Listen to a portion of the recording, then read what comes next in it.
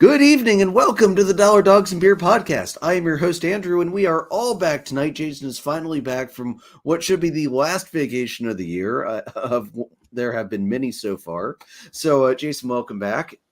Thank you. Good to be back. I'm not as burnt, at least on the outside. However, I was pretty burnt after seeing the Braves celebrate on Philly turf. But anyway, it is good to be back for our 101st show. The road to 200 starts tonight. And no, I don't believe we're going to have any Dalmatians running around across the screen, although I cannot independently guarantee that from Jason's end, as if anybody would sneak a Dalmatian, it would be him. Joe, how are you doing tonight?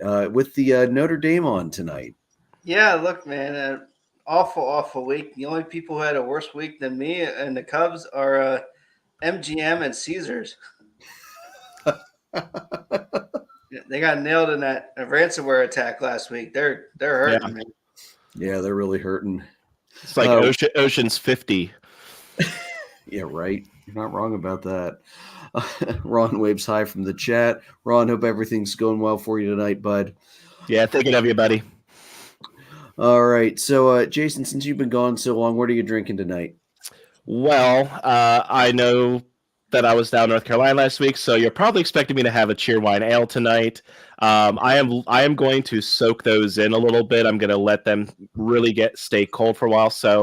But to not disappoint, I created a Cheerwine float with some of the Cheerwine that we brought back. There you go. So yeah, end of summer. Got to go with some ice cream and some Cheerwine float, which we ended up getting quite a few times. We went to Cookout 4 times and got Cheerwine floats each time. I am jealous. I love Cookout, and I want them to build one up here so badly. It would do so well up here. Yeah. So cheap, too. It is so cheap, and the food is delicious. All the Cheerwine you can drink. Yeah, there's literally no downside other than an increased risk of diabetes from all the Cheerwine you will inevitably drink while you're there. Yeah, and that's the thing. Like, for those of you watching, listening, whatever, who don't know what Cookout is, it is a regional fast food chain in like the Carolinas and maybe down into Georgia. Virginia. There's a few in Virginia, and they have just such good food. You get a good amount. It's cheap.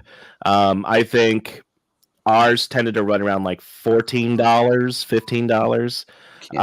For 2 meals, basically 2 sandwiches and 2 sides. But the thing is, their sides are not just French fries or like coleslaw or whatever.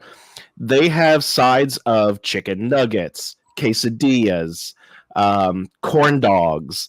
So, like throughout the week, we would get. I would get the Cajun chicken breast sandwich with a side of a quesadilla and a side of a corn dog.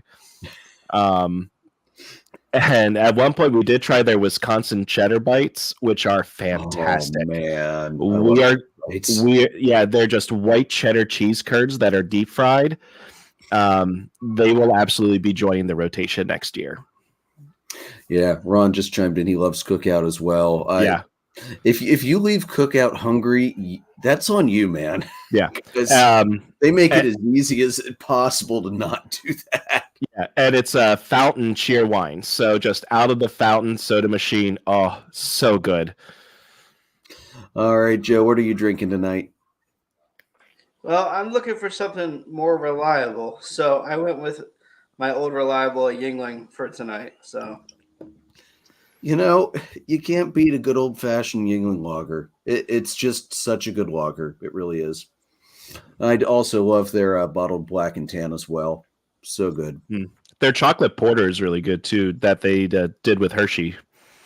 That was dangerous because I didn't realize how quickly I was blowing through 6-packs of that. It is very tasty. So for me tonight, because we're getting close to October, we're in the hunt for October. It's time for the first pumpkin ale of the season. Tonight it's from New Trail Brewing. It's called Zombies Are People Too. Nice. Phenomenal can art, as always, from New Trail. All right, so let's kick it off tonight. Something that's near and dear to my heart as a former knuckleball pitcher. We finally have, for the first time in about 5 years, a knuckleball pitcher picks up a win. From the Padres, Matt Waldron, he beat the A's 5-2 on Saturday. That was also his first ever career victory, so congratulations to him. The last knuckleball pitcher to win a game was Stephen Wright on September 20th of 2018. That was for the Boston Red Sox. I forget who they were playing that night. Now, the interesting thing about Waldron, he throws it with a lot more velocity than your typical knuckleball pitcher does. His average during that game was 76.2 miles an hour. The knuckleball pitcher, the three of us are probably the most familiar with by far, I would think, is Tim Wakefield, Pirates and Red Sox. Yeah. I know R.A. Dickey for a while too, but Tim Wakefield is always the guy I think of first personally. Wakefield's average knuckleball speed was between 64 and 68 miles an hour. And he also threw a slow version that clocked in between 59 and 62 miles an hour. And here's the thing with the knuckleball, guys, speaking from experience, if you throw it too fast, it's not going to dance and flutter around as much. You want a lower velocity, but Waldron's apparently gotten it to work well enough at that rather fast velocity, which he also likes because his fastball and cutter come in around the low 90s. So a faster knuckleball kind of helps them pop a little bit more. So, hey, it worked that game. So good for him. He threw 34 of them, and no A's hitter managed to square up on it harder than 84 miles an hour off the bat. So, again, clearly it was working pretty well. Big Jim chiming in down here. Let's go O's.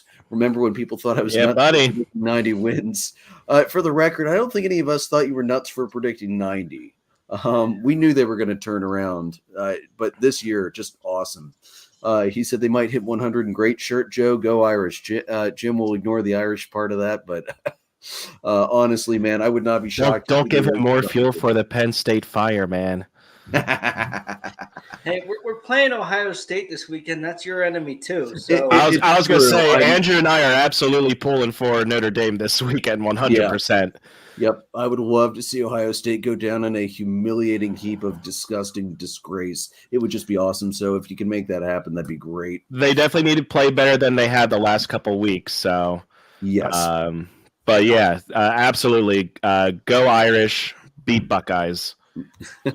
Yep, as we said, Jim, we noted. Ronnie, it looks like, is pulling for Georgia this weekend, the Bulldogs. All right, Georgia. Are you a Lakers fan and a former Bulls fan too, Ron? Hey, that's me, dude. All right, so let's roll into the playoff updates. So first half of the week last week, you had the Braves taking 3 out of 4 over Philly. The Rangers swept the Blue Jays. I was really surprised by that up in Toronto. Brewers took 2 out of 3 from the Marlins. Second half of the week, the Marlins swept the Braves because the Braves were kind of in a, hey, we got the division haze. Yeah, I have a bone to pick with the Braves about that too. I'm sure you do. The D-backs swept the Cubbies, which I know Joe was thrilled about. The Dodgers swept the Mariners. And then the Orioles and the Rays, they split that 4-gamer. And the big thing there, guys, with the Orioles they only needed 1 game in that series. And by getting it, they now have the tiebreaker clinched with the Rays. So Tampa Bay is going to have to get a game ahead of Baltimore to clinch the division. So that is great news for Baltimore. If the season ended today, the playoff picture has changed quite a bit since last week. Top 3 in the NL haven't changed. Braves, Dodgers, Brewers. The wild card, the top spot hasn't changed. The Phillies are still holding on to the top wild card spot. The Diamondbacks have moved up to 2, and the Marlins have moved into 3 because the Marlins have the tiebreaker over the Cubs. So Phillies Diamondbacks winner now would advance to face the Braves, and Brewers Marlins winner would advance to face the Dodgers. In the American League, the top 3 have not changed. Orioles, Astros, Twins. The Rays have also not changed. They are clinched. Right behind them, the Blue Jays are still holding on to that number 5 spot. The number 6 spot is now the Rangers this week. So Rays Blue Jays winner will advance to face the Orioles. Twins Rangers winner will advance to face the Astros. Again, tiebreakers, like I mentioned, the Orioles now are clinched with the Rays. The Marlins hold the tiebreaker over the Cubs. The Mariners have the tiebreaker over the Astros. Rangers have the tiebreaker over the Blue Jays now, and the D-backs have the tiebreaker over the Cubs. And like I mentioned last week, Jason, no, you missed this. The Phillies hold the tiebreaker over everybody in the wild card race except for Miami. Except for that one team. Yeah. The stupid team in the division down south that's beyond Atlanta. Yeah, about that. Anyway, so looking at the rest of the hunt, the Cubs are tied with the Marlins for the final spot, but again, they don't have the tiebreaker. The Reds are a half a game behind Miami and Chicago. Giants are still in the picture at 2 games back. It's starting to get a little tight, but they're not out of it yet. Looking in the American League, in the wild card picture, the Mariners are 1 game behind the Rangers. In the AL West race, which is still completely up for grabs, the Rangers trail the Astros by 1.5 games. The Mariners trail the Astros by 2.5. So, guys, the way I'm looking at it is AL West is probably going to go down to the very last game of the season at this rate. The NL wild card, honestly, it could go to the end. It could be done in a week and a half. Like the wild card teams have been incredibly streaky. They're hot for stretches. They are ice cold for stretches. So this is going to be a very fun race if you're on the top of the division looking down because you don't have to stress about it. Jason, yeah, dude, you have to be literally in a glass cage of emotions right now, just like Joe normally is. Yeah, I mean, the thing that I'm liking at the moment is the Phillies. They were able to give themselves like a slight amount of breathing room, at least for the top spot, because of the Diamondbacks sweeping the Cubs. I personally was hoping for a split in that series, just to keep both teams at bay. The Diamondbacks are incredibly hot right now, so I'm not thrilled about that. But I know the Diamondbacks, I believe, have the Brewers coming up at some point. So I think schedule-wise, it's still in the Phillies. The Phillies will control their destiny for the rest of the way for the most part. There was a thing that came up that had if the Phillies did XYZ for their remaining games, the rest of the teams would have to do XYZ, and it was definitely favorable for the Phils. The Phils can go like 3-10 in their last 13, and the other teams would have to be like 500 or better, which again teams can do, but I also don't know that the Phillies will go 3-10 either. So yeah, they control their destiny. I did have a note here actually that I was going to do with the Phillies things, but since we're talking about playoffs currently, the Phillies do have 2 magic numbers currently that I'm keeping track of. 9 for clinching a playoff spot and 10 for clinching the top wildcard spot. And that is based off of, for the playoffs, it's based off of Phillies wins and Marlins losses currently. And then, the top wild card would be, of course, mixed with the Diamondbacks in there now. Yeah, Jason, the remaining schedule for the Diamondbacks, they have 2 with the Giants, 3 with the Yankees, 3 with the White Sox, and then 3 with the Astros. Okay. So, yeah, so that's tough. And the Marlins, I think, was the team that I was looking at. I think the Marlins have, like, the Mets, the Brewers, the Pirates, and maybe the Mets again. I think they might have us one more time. Give me a second. Actually, yes, they do. Yes, they do. They have the Mets, the Brewers, the Mets, and the Pirates. That's it. Oh, we're done with them. Oh, thank God. Right. Yeah, and the Phils, after this series with Atlanta, they have the Mets, the Pirates, and the Mets. So... And I'm sure the Phillies fans are, y'all are just chomping at the bit to put a little more beat down into New York after what they did to you guys last year. Yeah, well, and the thing is, the Mets did give them trouble earlier in the year, but that was while they were also a little bit healthier, before they traded away some of their key players, things like that. So, yeah, the schedule overall, I think, definitely favors the Phils. They need to take care of their own business is what needs to happen. Yeah, and for Atlanta, it's 4 with Washington, 3 with Chicago, 3 with Washington. So yeah, nobody cares about Atlanta. They already got the division. We're still chasing that top spot, dude. I'm sure Snitker's not gonna take his foot off the gas until top record is clinched. What is their distance from the Dodgers? From the Dodgers, the Braves are, I believe, like 4 or 5 ahead right now. 96 wins, 91. Yeah, it's like 5-ish games with the Dodgers. And then actually the Orioles are closer than the Dodgers. We're only about 3 games ahead of the Orioles right now. So that's for top overall. So we're probably going to have top NL clinch before top overall. Top overall may go close to the end because the Orioles are just red hot right now. So, all right. So clinched teams, 2 divisions are clinched: Braves and the Dodgers in the East and the West. The Orioles and the Rays have both clinched that playoff berth. Again, that one's still tight. The Rays are only 2 games behind the Orioles in the AL East. That is certainly still in play as well. But again, the Rays are going to need to get a full game ahead because of that tiebreaker. I still hate the lack of game 163, but we'll move on from that. Yeah, getting that split this past weekend for Baltimore was huge. Yeah. Because the Rays kind of came out firing in that series. So yeah, the Rays knew that they needed a sweep to take the season series, and they tried like hell to get it, and they came really close to it. So that was just a great series. Yeah, Grayson Rodriguez had the start of his life the other night, pitching all those shutout innings. Orioles getting 8-0 or an 8-1 win, something like that, to clinch it.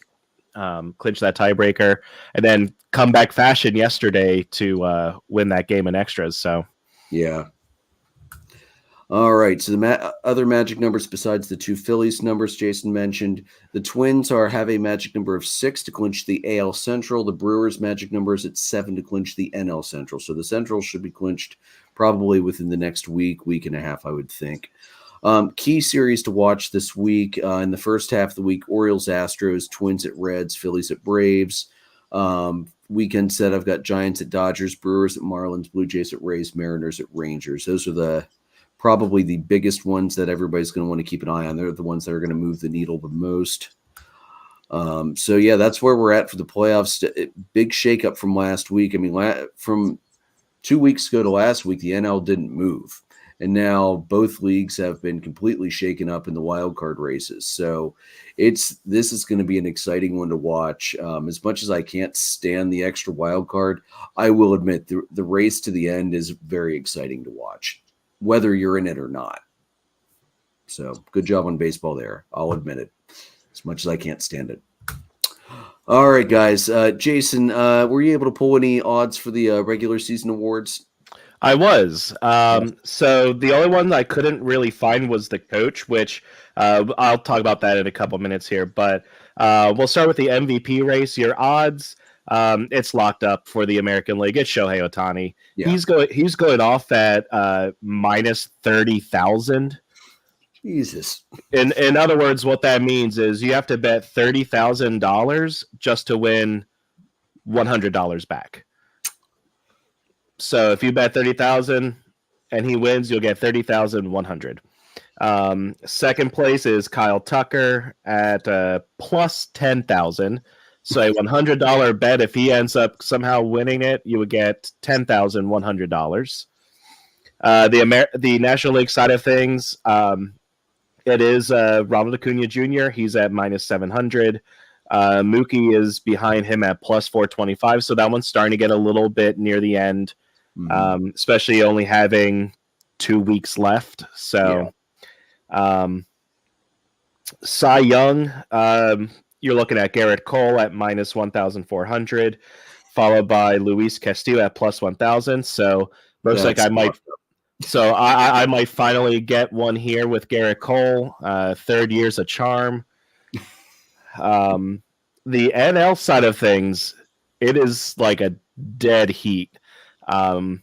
Blake Snell is currently leading at minus 220, and your boy Joe Steele plus 150. So it is very close. Rookie of the year, these are both just about wrapped up. Gunnar Henderson of the Orioles for the American League minus 3,500. Josh Young of the Rangers is behind him at plus 2,000. Yeah, so that one's basically over.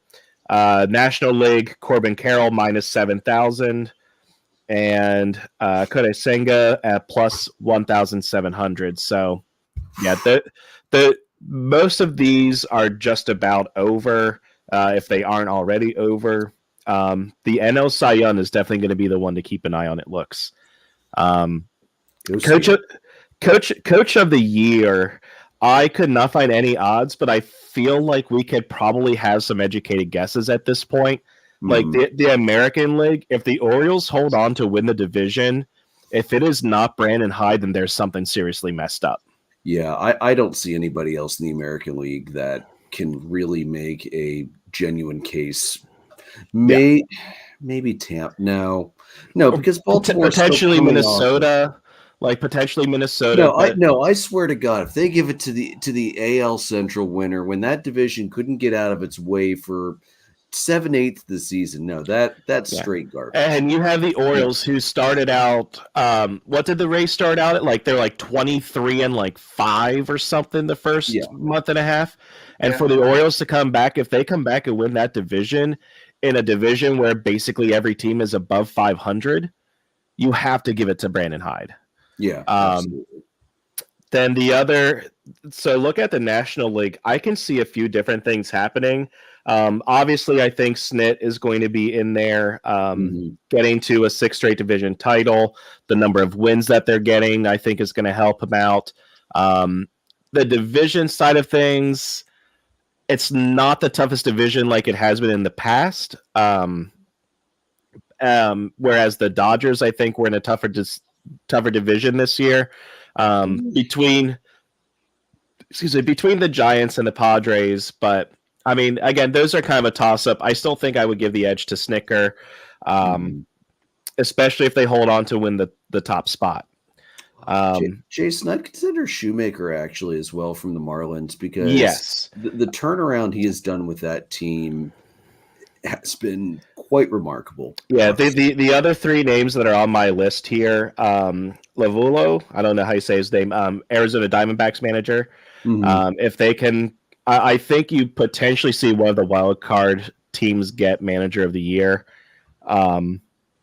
Because then you also have Shoemaker from the Marlins and even Bell of the Reds if the Reds somehow sneak in and make it. So I think it's definitely going to be an interesting race. I think it should be Snicker, but depending on which of the teams make the wild card, I would not be surprised to see one of those managers get it instead. Yeah, certainly. Wouldn't shock me either. Make up for the travesty of not having Rob Thompson win it or even be a finalist last year. Yeah, real. I'm still mad about that for you because that was trash, straight up. All right, so we'll hit a quick Braves-Phillies update because as I had posted last week, Ronnie and I went out to the game on Tuesday night. Sorry, Jason, we did get to see Wheeler pitch. I mean, you've missed him 4 times this year when you were expecting to see him. I swear to God, if there's a rain out this week, I'm going to be so pissed. I swear to God, because we're going on Saturday and he's supposed to pitch Saturday. Well, here's the swear to God. Here's the advanced scouting report I can give. As long as team, who are they playing Saturday? Mets. Okay, you should be okay then. The thing that really bit Wheeler, the Atlanta hitters grounded him continuously. He had, I believe, I'd have to check my scorebook, but I think he went to a full count 5 times before he was pulled. And they pushed that pitch count up quickly. I think he was over 40 pitches in the 2nd inning or early 3rd inning. So, Atlanta was working very hard to get him pushed out of the game. What the hell is going on with bullpen and pitching management on that team?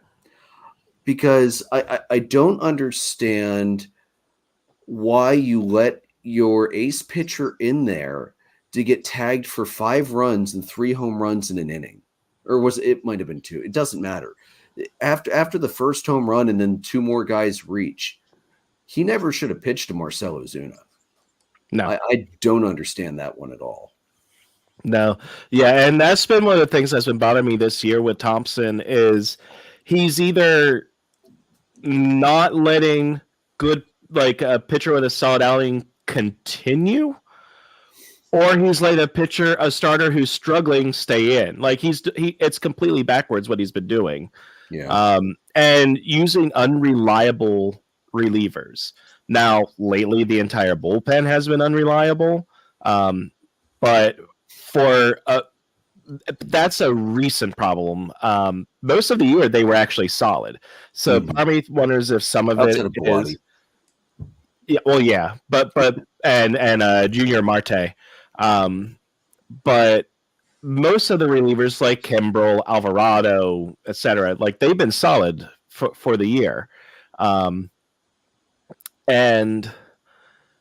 I think some of it might just be fatigue or something, but yeah, they definitely need to get it figured out. So hopefully that switch turns on here, but.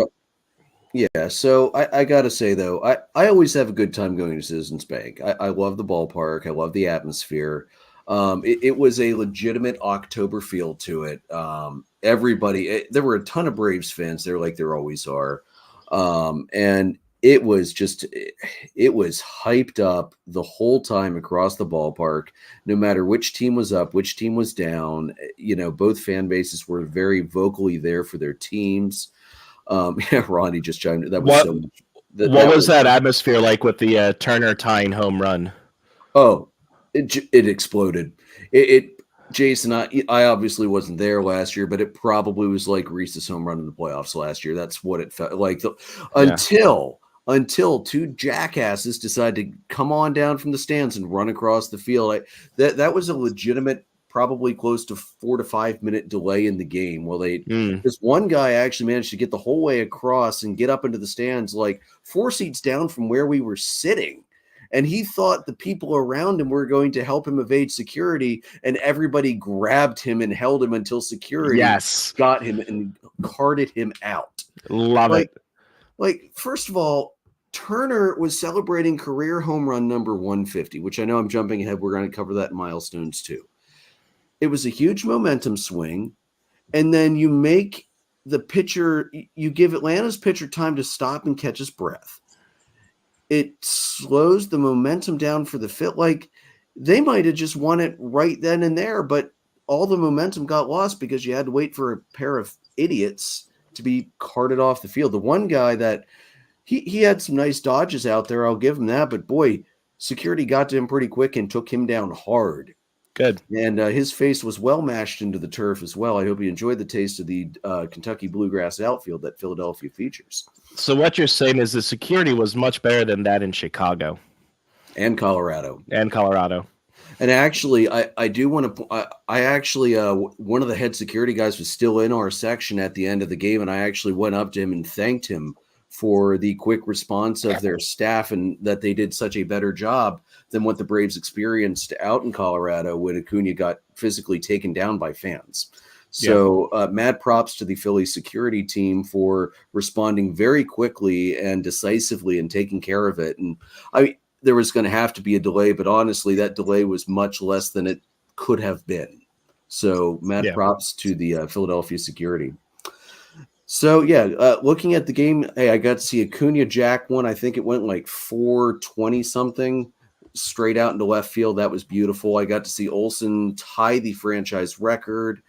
Like I said, I got to see Ozuna blast one. Harper blasted one late as well. That one was a monster. Stott blasted one when he came in. I think it was his second at bat, not when he pinch hit.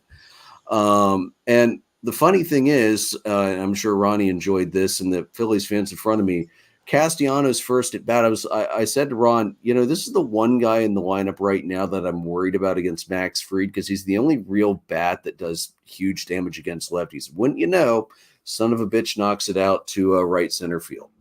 So, the guys in front of us were like, can you keep making prognostications? I'm like, no, I think I'm going to shut my mouth for a while. Because he had been struggling too. Yeah, he had been. No, it was a big shot by Castellanos. I mean, we saw great hitting. We saw, honestly, the defense really wasn't that bad for the Phillies. Rojas, dude, you guys should love what you have in Rojas. That I'm kid's so pumped about him.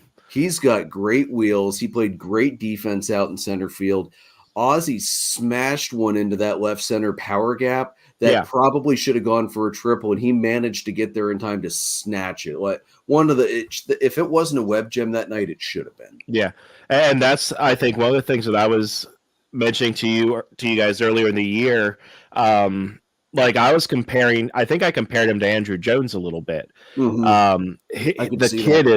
The kid is just fast. Like they're like at multiple games that we were at, there are these hits that are like, oh great, that's going to drop in or that's going to find the alley, and he just gets there with ease. Like he doesn't even have to like hurry, and he still gets there. In that regard, it almost reminds me more of Griffey, because Griffey was the speed catcher. So, but anyway, even Pache didn't look terrible out there in left field. I mean, it was nice to see him. We were literally we were sitting probably 50 yards from the left fielder the entire time because we had great seats down the line there. So, just a phenomenal experience. I hadn't got to experience Kimbrel's entrance. Love what the Phillies are doing for his entrance. That was just awesome. Get the intro of Welcome to the Jungle with the lights just out and flashing. Yeah, it's fantastic. Mm-hmm. Yeah, so and it's a unique entrance for each reliever now. Because I think the lighting is different. I know it was different for Alvarado, so I didn't notice beyond that. But I've only gotten to see Kimbrel's entrance. So okay, so yeah, take note of that when you're there on Saturday. Yeah, I love what the stadium is doing with that. It's a great way to get the crowd pumped up. And then you get to the 10th inning in late ninth. You mentioned in the group chat, why the hell didn't they have JT drop down a bunt? Great question. Yeah, JT was swinging out of his shoes on every swing, trying to smash a home run when a base hit would have brought in the winning run. Yeah, and that's the thing that was bothering me because, I wasn't watching the game; I was just getting the notifications. Like I got the notification that Turner homer to tie it, and then I saw some people say on Twitter like, "Well, that was just a waste," because they were saying that this game should have already been over. I'm like, "Well, what happened?" And I went and I checked and I saw that it was runners on first and second with nobody out. Mm-hmm. And he struck out instead of just dropping a bunt. And it's like, you played the small ball here. You get the runners to second and third with one out. And at worst, that ground ball from Castellanos is just a ground out to first, and you still give the next batter a chance. Right. No, I don't know where that ball was hit, how hard it was hit. Because easy routine 4-6-3. Because my thought there was the other thought was Atlanta would have had to bring their infield in. Mm-hmm. So depending on where that was hit, it potentially gets through with an infield that's in. So yeah, you got to take the runs when they're there for you. You need to manufacture the runs. As Ron said just now, and he said that night, they should have pinch hit Stubbs to bunt there. That would have been. I would have been okay with it. No, it worked. JT would be faster to potentially get down the line, but but you're not worried about getting the guy down the line. You're worried about moving the runners. I would rather have JT stay in the game as the catcher than having Stubbs bunt and then come back in as a defensive replacement. That I can understand. And then either way, they should have done something different. Yeah. And then in the 10th, Ozuna was supposed to be on second for Atlanta. Obviously, they brought in Forrest Wall. That's why he has been up. He is a ridiculous speedster. And then at first, Eddie Rosario was doing the same damn thing JT was, trying to swing out of his shoes to smash a 2-run home run. And then I guess he realized, why don't I just slap it down the line? And that's what he didn't, which of course brought Wall in because of his speed off from second. And that was the winning run. Brad Hand got the save then after that, or did he get the win? Anyway. I think he got the win. Yeah. No, Iglesias got the win in the blown save. He got the save. visiting team. So, it was a great game, great experience, like it always is down there. I always have fun because usually every section I'm in, it's usually pretty mixed. Braves, Phillies, doesn't matter where in the ballpark I sit. So, there was some fans with Acuna jerseys 2 rows behind us. Well, Phillies fans all the way around us. We got to watch the mad dash of 4,000 children running down to the wall between every ball to try and get it from the ball girl. We had a couple foul balls that came close. One was 1 row down, 2 seats over, that a lady snatched just before I could get to it. And then the other one was 1 row back, about 6 seats over. I didn't have a chance at that one, but I know Ron especially was in a TikTok video there. Yes. Yep. Ron got caught in TikTok. We were both caught in camera a couple times. I know Kyle had messaged in on the original post and said that he had seen us because I kind of stuck out like a sore thumb with my Navy jersey on, and that's understandable. So yeah, it was great game as always. For the series, Atlanta did take the series 4-1. 3-1, excuse me. They split the doubleheader Monday, 10-8 win and 10 in the first game, a 7-5 loss in the second game. And then the Wednesday game was a 4-1 victory, which clinched the division for the Braves. And the best outing Spencer Strider's had a month and a half. And then the rest of the week was utterly forgettable as the Marlins swept him, 9-6 loss, 11-5 loss, 16-2 loss yesterday. So, not too much else to report, except Matt Olson also set the new franchise record, passing Andruw Jones's record of 51. He is now at 52 in the season. So congratulations to Olson on that. And then Jason, what about the Phillies and for the rest of the scores for last week? Yeah, so they after that Braves series, they did hit the road. They had 3 games against the Cardinals for the weekend. They started 1 game 1 5-4, 1 game 2 6-1, lost game 3 yesterday 6-5. They did have another comeback. Basically, and this is what's kind of been bothering me lately with the Phils is in the last 3 weeks, 5 times they have had a late inning home run, tied up in like the 8th or 9th inning, and all 5 of those games they've lost. Which is just not going to work. You got to win some of those. But this is the fun thing with the Cardinal series. In game 2, Phillies are up 2-1. 2 runners on base for Kyle Schwarber, who has never hit a home run off of was it Mikolas? No, I forget who it was. Maybe it was Mikolas, but anyway, has never hit a home run off of him. And John Kruk, Phillies announcer, who is so afraid of heights, says they were like, "You need to go up the arch." He's like, "No, you'll never get me up there. I'll tell you what, Schwarber hits a home run in this at bat, I'll go up the arch."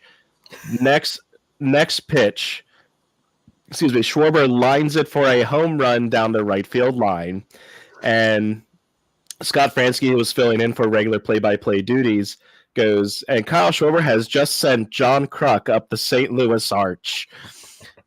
And they started checking. They're like, when is it open? Is it even open tomorrow, being Sunday? And go, yep, it's open from 9 to 6. And I was so excited to hear what happened. Tickets were sold out for Sunday, so he didn't get to do it. Jeez.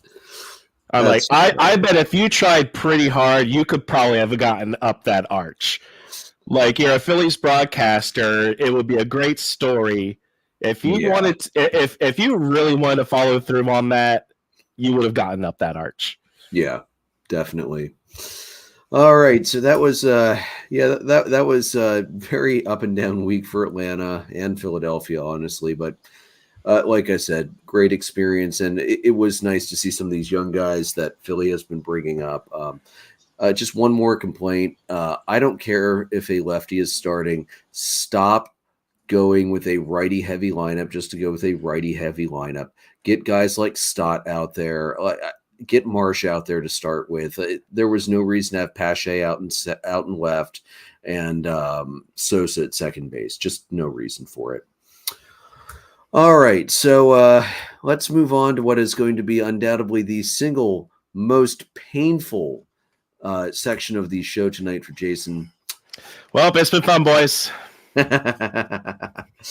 So last week in the semifinal round of the Dollar Dogs and Beer Fantasy Baseball League, I avenged my regular season final loss to Joe by absolutely pouring it on with a 23-3 victory to move on to the finals. Joe, I am so sorry that my pitching finally showed up for 1 week as well as my hitting.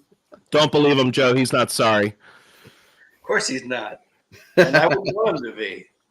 Don't lie about it, man.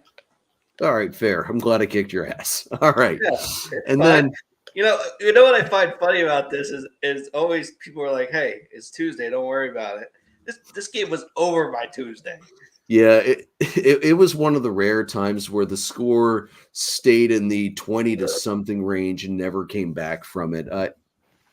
Early in the week, my trio of Atlanta hitters were just blowing everything up, and everybody else was too. And like I said, for once, my pitching was not atrocious last week like it has been much of the season, like every week against Jason, ironically enough. So, and then in the upset of the year, after Jason posted in the fantasy group chat that, well, hey, I did it. You know what, Ron? You're probably going to upset me this week. I'm sure you didn't mean it seriously, but that's what ended up happening is Ron took Jason down in a stunner, 14-11, after being 126 games behind to end the season.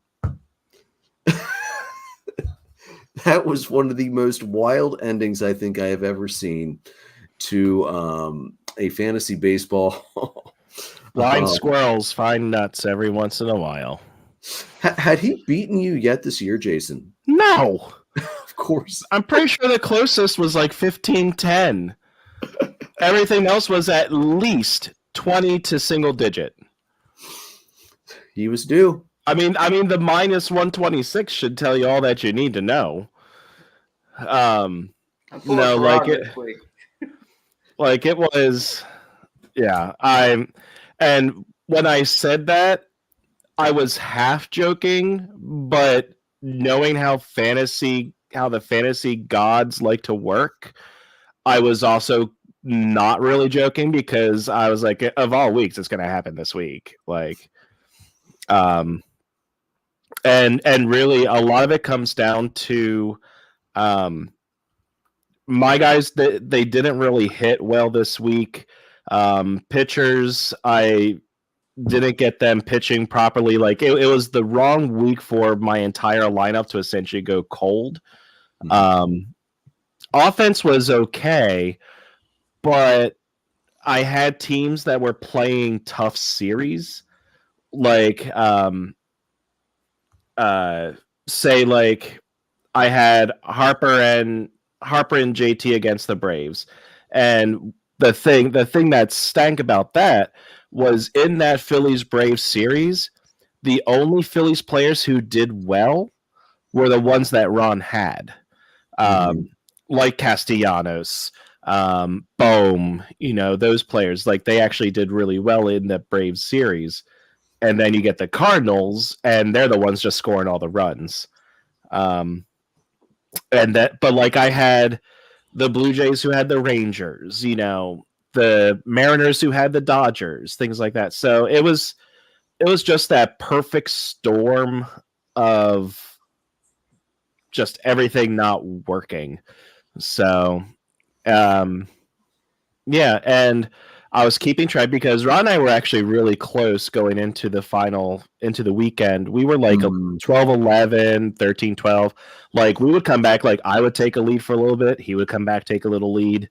Heading into the final day, I was looking at some of the pitching stuff, and I saw that I had 3 starters remaining. I wasn't going to catch him in ERA. I wasn't going to catch him in wins, but I could lose the losses. I could lose the hits, the walks, and so could he. Those were all tied up.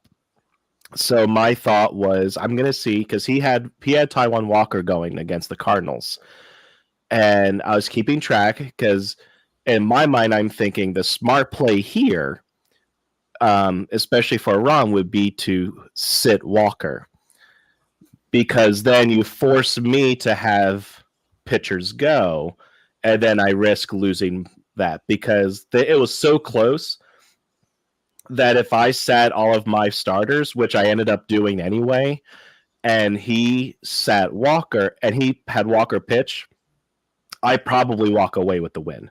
Mm-hmm. And especially seeing how Walker didn't really pitch well either. So I was keeping track of it. I was like, I'm not going to bench my guys until like right before they start, because I didn't want to tip Ron off as to what I was going to be doing. And I checked right before the Braves game, because I had Charlie Morton, which I knew I was going to bench Morton, because with how the Braves are playing against the Marlins, I'm like, no, this isn't going to go well. So I'm benching him anyway. Yeah, Charlie's been a little he's had some trouble with the strike zone lately. Yeah. But like I had Framber Valdez going, Logan Gilbert, and Waka, I think. I forget who else it was. Anyway, but right before those games started, when I was going to bench him, I checked, and he sat Walker. And I was like, son of a... I was like, that's the smart play. That's the right play. And that's what's going to get you the win. And I even said in the chat last night, like, that it was the right play to make. It was the smart play to make. And, you know, props to him for thinking of it, because if he doesn't do that, I probably walk away with that win. Yeah, without a doubt. Just some notes Ron wanted me to read here. Of course he gave you notes. Just to poke at Jason tonight for a fantasy update. But damn, it was a well-fought season. Lots of downs for me, honestly, more than I'd like. But hey, on to the championship round I go. Also, I'd like to say that I said at the beginning of the year it would be funny if me or Joe ended up there. And look, here I am. I mean, I guess I'm basically just like the Yankees or the Dodgers. Lead a division wire to wire, dominate the entire regular season, only to just fall apart in the playoffs. Yeah, or the Braves. Yeah, more so the Dodgers and the Yankees. Especially the Yankees. I mean, it's been over a decade now, which is just awesome. All right, so the final matchups of the year championship game, you've got 2 versus 4, Acuna's Boomers versus Schmidt Happens. Consolation game for third place, number 1 C Turner and Chooch versus number 3 Happy and Hornsby. So it's gonna be great when I lead wire to wire and end up 4th. Or does Joe bench everybody to tank to get the top pick next year? You never know. Honestly, when I knew it was over, I didn't realize that we had another week, and I thought, screw it. And then I was like, oh, I guess I do have to do this one more time. Yeah. Yeah, and I'm not locking rosters this year since everybody's still playing, but you know, as in future, that's probably something we'll look into. You know, when teams get eliminated, locking the roster, so you can't just flood the free agent pool with ridiculous talent that completely just warps the rest of the playoffs. So, yeah, again, this not going to do it this year, but maybe in the future as we hopefully, I think we're going to expand to at least 6 next year, so it should be fun. All right, so Joe, why don't you update us on the Rays and the new ballpark coming up? Yeah, let's get Joe involved here. Anyway, the Rays announced a deal for a new ballpark finally. They're expected to announce this deal here. It's going to be they're going to do that in downtown St. Pete tomorrow. We're searching for a stadium for a while. They were trying to secure a long-term home in the area, and they're able to do that now. So the new stadium will be built on a redeveloped Tropicana Field site. It's an 86-acre area known as the Gas Plant District in Tampa Bay, St. Pete. And it'll be their home park beginning in 2028. It's supposed to be a 30,000-seat ballpark with a fixed roof, a turf field, operable walls, and a pavilion design. They're expecting that cost to be $1.2 billion at least, and the Rays are expected to cover half or more of that. So, I wish it was retractable with natural grass. I hate artificial turf so much. Hate it. I mean, if you get in the field turf, it's not as terrible as the hard artificial stuff. Stuff that looks more like a grass and feels more like a grass. I know. I've marched on it before in marching band, and I still don't like it as much as grass. Yeah, I'm not disagreeing with it, but the multi-use of the facility when you do stuff like that's something that they always consider. Well, and as much as I can't stand Aaron Rodgers, would that injury have happened week 1 if it was on natural grass? I don't know, probably not. But I mean, turf has always been a tough talking point because it's one of those things where the versatility it gives you for a facility is excellent, but the safety risks there are a little. Honestly, to me, they outweigh that, but that's my mentality. So, yeah, being a former trainer, absolutely. All right, so looking at milestones, 3 big ones this past week. Like I mentioned earlier, alluded to Harper, 1,500 career hits, and he did it with a homer because, of course, he did. He's now one of 6 active players with 1,500 hits and 300 home runs in their first 12 seasons, joining Miggy, Mike Trout, Nolan Arenado, Paul Goldschmidt, and Manny Machado. Trey Turner, I also got to experience his 150th career home run. And again, screw the fans that came out to ruin that moment. And Kyle Tucker, home run number 100 last Wednesday against the Athletics. So Tucker's quietly having a really good season. I think like 283, 29 or 30 home runs and a 4.4 WAR. It's a pretty good season, honestly. Yeah. There's a reason he's second in those AL MVP odds. Yeah, absolutely. All right, so Jason, you're doing a modified Down on the Farm this week. Yeah, we're going to have a special Down on the Farm because last week while I was on vacation in Virginia Beach, it's about a 45 minute drive to Norfolk, Virginia, which is where the Norfolk Tides, the AAA affiliate of the Baltimore Orioles, play. So whenever we go, their season's usually not going on, or like it's playoffs, or they're not home. Well, they are home due to a change in playoffs formats and whatnot. So they had a regular series at home, and got to see them play the Memphis Redbirds, the AAA affiliate of the Cardinals, which was actually fun because the big clubs were playing each other at the same time, Cardinals Orioles. So it was kind of cool to see that.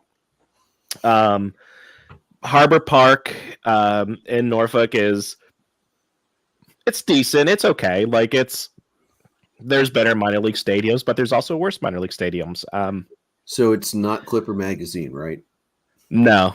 Clipper's definitely better, but it is neat getting like the view of the shipyard that's out in center field. You're right on the water without the mayflies like in Harrisburg. But basically, pretty standard dimensions, but it does have a short right field porch, like 318 or something like that. Well, the Tides, they did lose 3-2 in that game. Oh, and I did pick up, Andrew, I know you appreciate getting like new hats and whatnot, and I usually like to get new hats whenever I visit a ballpark or something. So I got a new Tides hat here. Well, that's a cool logo. So, yeah. Seahorse with the trident. If you look at the trident here, it's actually an N. Let's see if I can do this with the camera. Cameras are so. Oh yeah, I see that. Okay. So yeah, have the N in the trident. So yeah, and Tides did lose 3-2, but they played really well. I could not believe that they lost that game. The 3 runs came in the second inning after 2 outs, back-to-back walks, and then a 3-run homer, like 320 feet down the right field line, so just over into that short porch. they just got unlucky. They had lots of hard hit balls that were right at players, some nice diving catches. Just not their night because the Tide's pitching staff only gave up 2 hits the entire night. So unfortunately didn't get to see a win to see what they do when they win a game.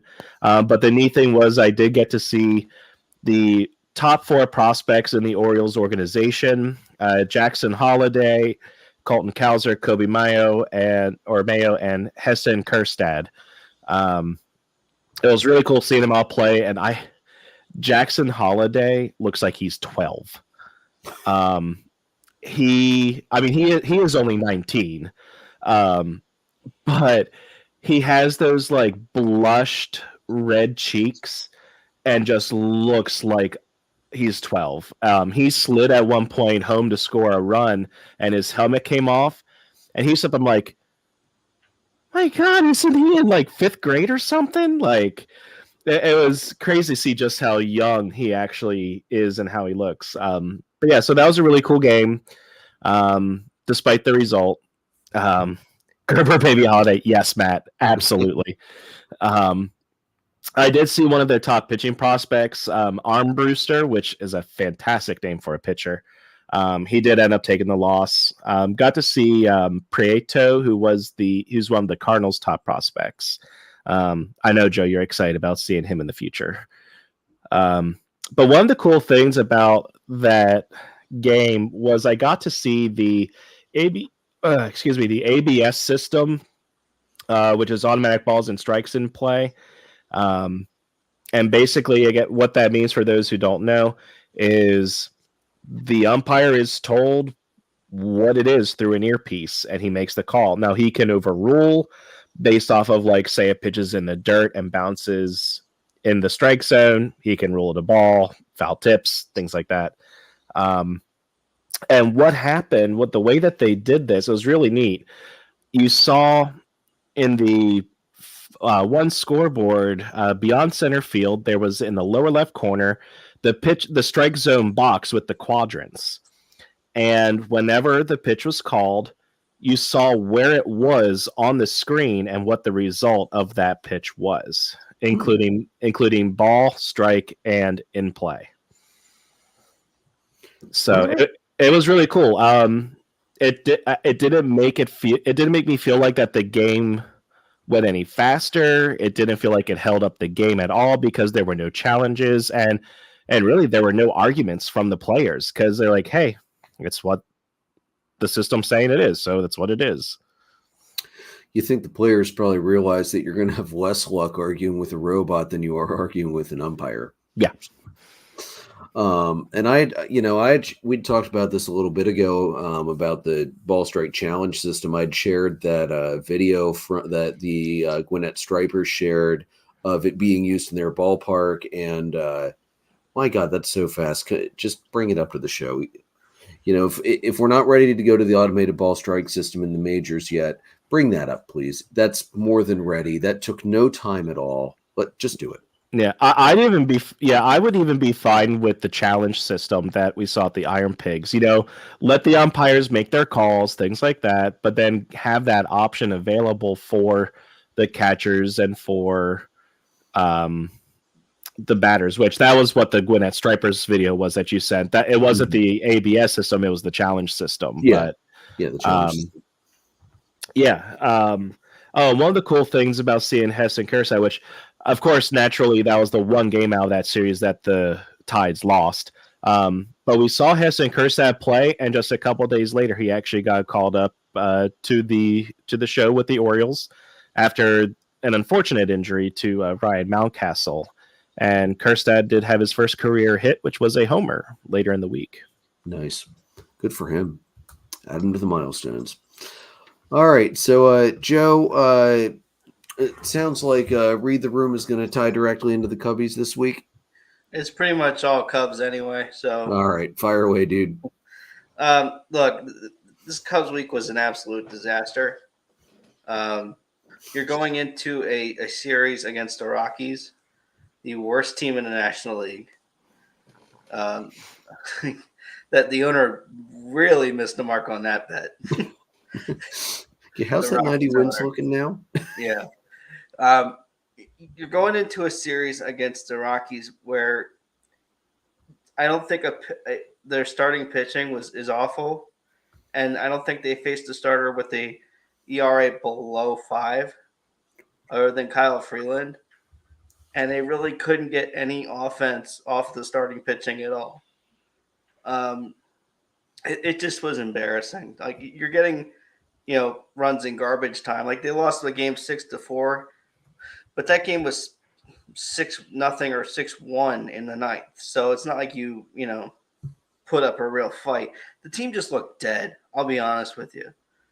Everything that you saw coming out of that Colorado series, they just looked dead. They looked like they didn't care.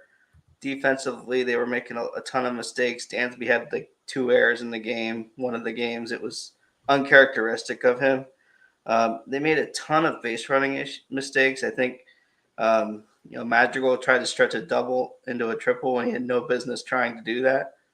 It was clear that he was going to get gunned down unless the throw was awful. So, I mean, the decision making, like they had 12 hits, 10 hits, and 11 hits in those 3 games against the Rockies, but they only scored 5, 4, and 3 runs. Against a team as bad as they are, like this is the time to win. Like what's going on here? This is ridiculous. You know, especially after losing 3 of 4 to the Diamondbacks over the weekend before that. And again, you're playing Merrill Kelly. You're going up against Zach Gallen. Fine, 2 losses I could deal with because they're the best pitchers on that club. But to lose 3 of 4, then lose 2 of 3 to the Rockies, and then go into the Diamondbacks series over the weekend and get swept is just ridiculous. And again, this Diamondbacks series over the weekend, you're not facing Merrill Kelly. You're not facing Zach Gallen. You're going up against the worst of that team. Zach Davies is on the mound on Saturday, and you can't get a run off of Zach Davies for a majority of the game. They lost the games 4-6, 6-7, and 2-6 yesterday was the loss. So they just offensively, it's pathetic. It really is. They've had a ton of injuries with pitching, and I get it. But at the same time, this is the same club that brought up their 2 highest touted prospects from the AAA, and they've barely seen the field. If you're going to bring PCA up there, he needs to be in there at least every other game, if not, 2 in a row here and there. They haven't played Canario, I think, once starting. I think he took 1 or 2 at bats. How is a guy supposed to have any success? You need to give guys days off. They're not giving guys days off that need a day off. You could spell Ian Happ for a day off with Canario in the lineup. You could spell Dansby for a day off. Play Madrigal at second if you have to, and let Nico play short for a game or 2. Because Dansby, he's trying to be the Iron Man, and he's just not hitting. It's just not helpful at this point.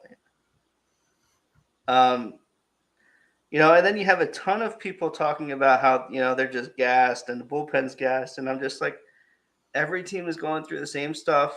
Every team is at the same point of the year. And granted, are the Cubs performing above expectations up until about a week ago? Yeah. Did anybody think the Cubs were going to make the playoffs this year? I don't think so. But they're just not playing up to what they're capable of. They're not making a ton of decisions that make any sense.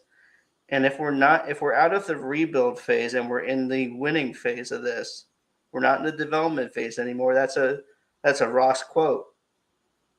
Then you need to be held accountable for the fact that we're not winning games. You went out and you made 1 or 2 moves. You didn't make enough moves at the trade deadline to really improve your club.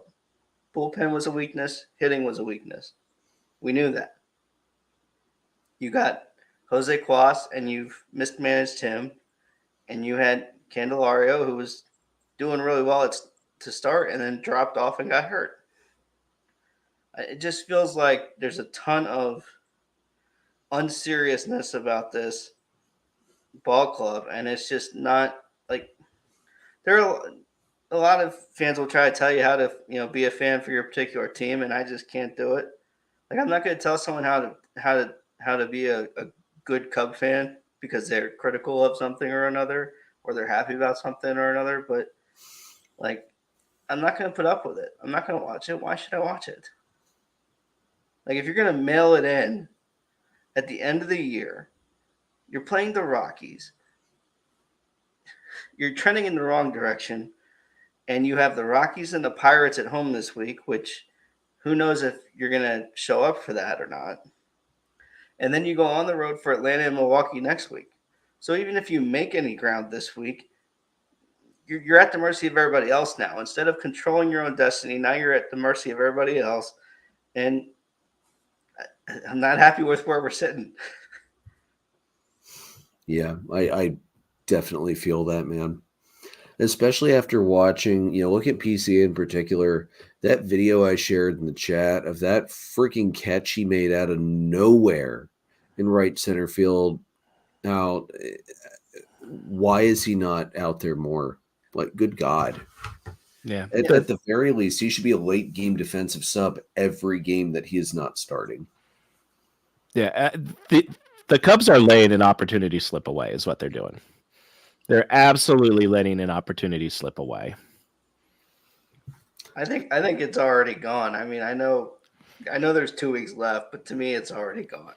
The thing you do have going for you now, the Cubs' schedule isn't easy either, but the Diamondbacks do have a tough schedule. So, yeah, got to see what they do. All right. All right. Yeah, they're just, they're the Diamondbacks don't, I don't want to take anything away from what the Diamondbacks did this weekend. They did their job and they've been playing really well. To me, the Rockies series just looked like they quit and were kind of checked out. And to me, I feel the same way about the Diamondback series, but I just think that the better team won. And I heard something, there was a tweet from a Diamondback reporter that basically said, they're starting these 3 guys and they're throwing 4-seam fastballs because they know the Cubs can't hit them. So, they scouted them well and, the Cubs were overmatched. Yeah. The Diamondbacks play like the team that wanted it more. Mm-hmm. Yeah. All right. So let's move it on here. Jason, you want to give us a quick update on Charlie Manuel? Yeah. So for those who aren't aware, Charlie Manuel, over the weekend, he was in the middle of having a procedure at the hospital when he suffered a stroke. They were able to find and remove a blood clot. He is making good progress over the last 24 hours. He is alert. The doctors are encouraged. Charlie is mid-70s, I think, upper 70s. He was a manager for he was a player, but then he was also a manager for 12 seasons, 3 with Cleveland, 9 with the Phils. He was the manager for the 5 straight division titles from 2007 to 2011, 2 World Series appearances, 1 title in 2008. Currently an advisor for the club, for the Phillies. Yeah, definitely a scary situation for him. Here's hoping that he pulls through okay. The one bright spot about that was that it happened while he was at the hospital when they could just take care of it immediately. But get well soon, Chuck.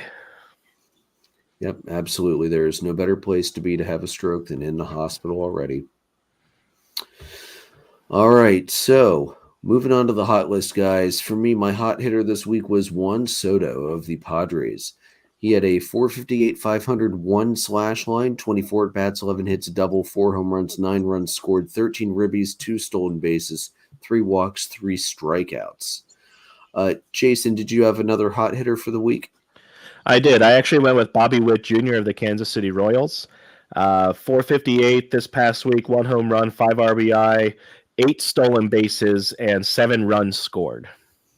Okay. Joe, do you have a regular hot hitter this week? No. All right.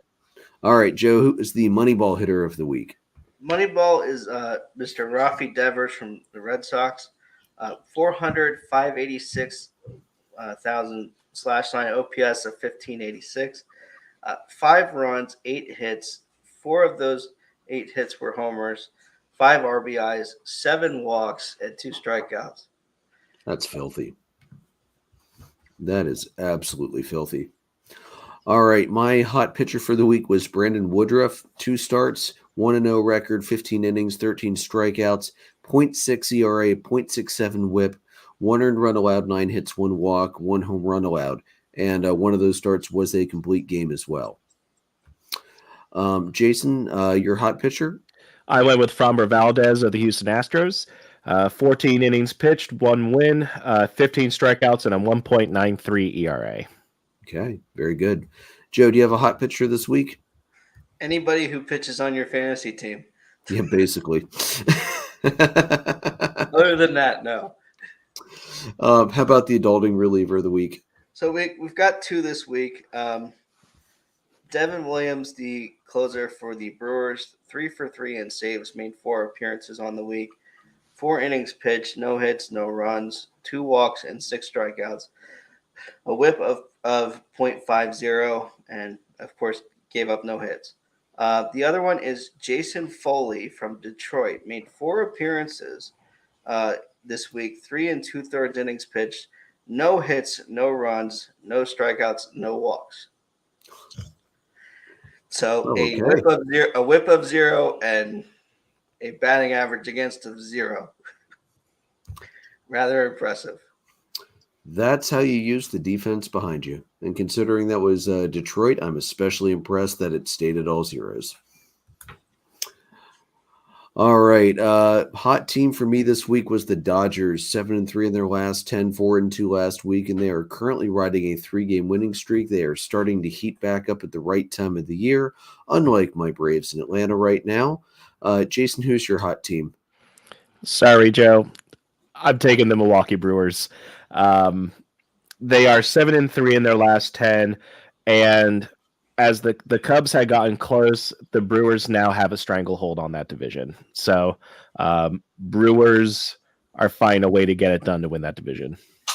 Hey, all I can say, man, is I'm not upset about it. I like you don't have to apologize to me. They have earned this division. Yeah, at least I didn't say St. Louis, right? Yeah, really. I don't think anybody's too upset to see St. Louis still sitting down in the basement, if we're being completely honest. Joe, who's your hot team this week? My hot team is the Tigers. They've won 7 of their last 10. Includes 2 of 3 with the White Sox, 1 of 3 from the Reds, and then they just swept the Angels this weekend. So not in playoff contention by any means, but still being productive down the stretch. And it's when you're eliminated, it's fun to spoil the other teams. It really is. Yep. That's how I got through some of those darker years back before this current wave of young talent came up and started taking over again. It was whose season can we spoil at the end of this year? So I get it. All right, looking at the week ahead, Atlanta, we've got 3 at home with Philly. That's going on right now. Wright versus Wheeler tonight. Strider versus Sanchez. Elder versus Nola. Jason, you guys dodged a bullet. Fried was having some potential blistering on his fingers after the last start, so he got pushed back a day, so you don't have to face Max Fried again this year. I know you're so upset about that. And then 4 at the Nats over the weekend. Fried versus Irvin. Morton versus Williams. Wright versus Corbin. Strider versus Adon.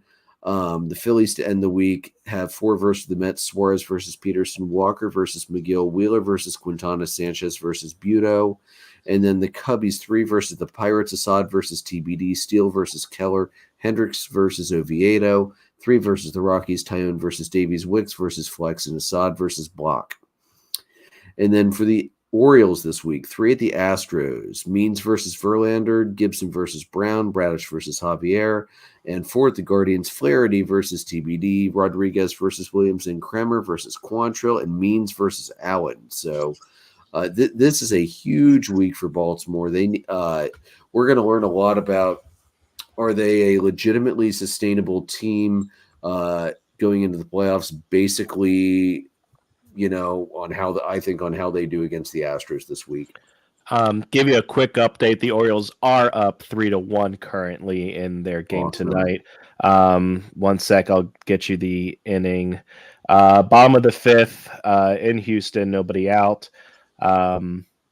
Your runs, Orioles just took the lead in the 5th. It was 1-0 Houston in the 1st on a Tucker double. In the 3rd, Adley got a sac fly to tie it up, and O'Hearn just had a 2-run single in the top of the 5th. So nice. Yeah. Go Baltimore. Beat the trash can, beating Astros all day. All right, guys. So that is what I've got. Anything else you guys are watching, or are we all just basically going to strap ourselves into the roller coaster wave of emotions to end the season as we normally do at this time? Yeah, I'll pay attention to how they do this week, but I'm resigned to the fate, so to speak.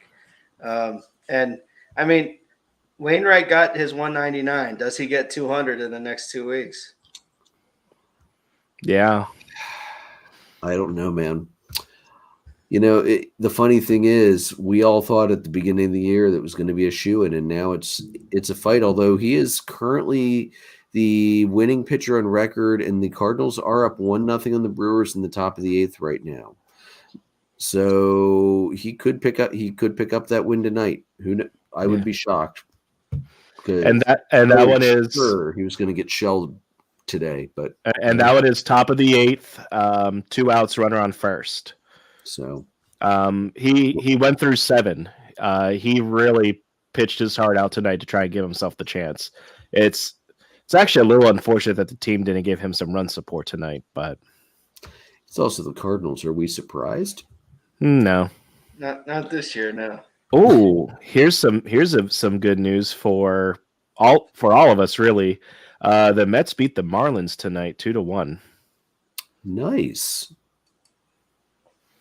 Yeah. All right. Phils are up 7-1 on the Braves in the top of the 9th. Sorry, just had to put that update out there. I am sure you're so sorry for that win, ass. You had last week. Yeah, I know. And we'll probably take the rest of the series anyway. All right, guys. So you can find audio recordings on Anchor, Spotify, Breaker, Google Podcast, Apple Podcast, and anywhere else you can hear podcasts. You can see us live on YouTube, Facebook, and on Twitter. Merchandise is at redbubble.com. Follow us on Facebook, facebook.com/dollardogsandbeer, at Twitter page /X page at DDAB_podcast. All 3 of us are still on there as well. I'm at PyroLord314. Jason's at JRicker300. Joe's at JoltonJoe35. We are presented by Dark Arrow Podcast LLC and sponsored by Whiskey and Blade Barbershop here in Lidditz. May your dogs always cost $1. May your beer always be cold. Have a good one. We'll see you back here next week. Go